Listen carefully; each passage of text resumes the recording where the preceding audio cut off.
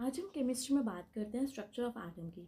तो structure of atom में सबसे पहले स्टार्टिंग में चैप्टर में आपके बता रखा है कैथोड रे ट्यूब।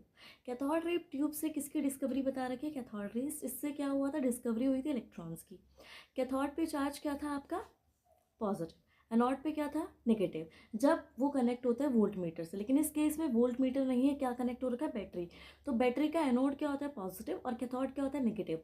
अब कैथोड से इलेक्ट्रॉन निकलते हैं। कैथोड रे ट्यूब में क्या होती है? गैस होती है।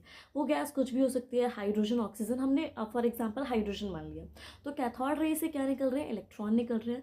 वो इलेक्ट्रॉन क्या करेंगे? जो गैस है उसको उसको तोड़ेगी। मान लो आपने H2 गैस ली, H2 गैस को इंडिविजुअल एटम में तोड़ देगी, मतलब hydrogen atom, and hydrogen atom में उसे क्या कर देगी? तोड़ देगी। इतना समझ में आ गया?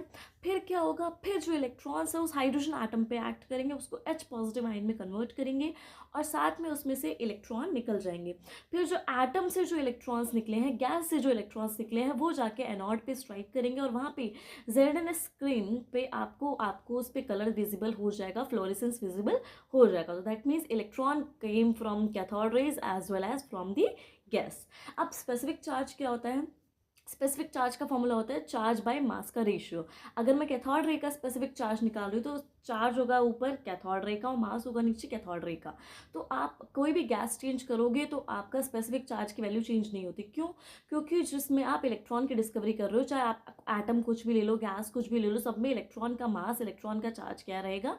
सेम रहेगा। आप क्या करते हैं? आप क्या करोगे? काइनेटिक एनर्जी, आप इलेक्ट्रॉन पास करते हैं तो बीच में एक माइका व्हील रखा होता है, तो एक पार्टिकल नीचे की तरह वो जाता है, तो माइका व्हील क्या कर जाता है? रोटेट कर जाता है। इतना समझ में आ गया?